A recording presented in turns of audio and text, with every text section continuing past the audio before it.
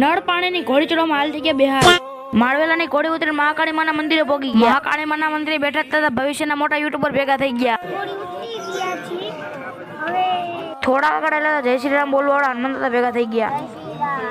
આ ઘોડીએ તો ભી પડી દીધી, પાછો બ્રેક લેવો પડ્યો. ફાઇનલી નળ પાણી વાળી ઘોડી ચડીને બંગલીએ પહોંચી ગયા. બંગલીએથી થોડાક આગળ રહેતા શ્રવણ વાળા પહોંચી ગયા. જો સૌથી પહેલા વરાય રાત રોકાણા. આજ વખતે ક્યાં રાત રોકાવા મળે ખબર નથી.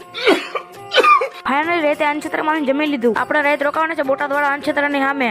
સવાર પડી ગઈ, મોઢું ફ્રેશ થઈ ગયા. આ એટલી વાય એક સુલામ કરી જાવ.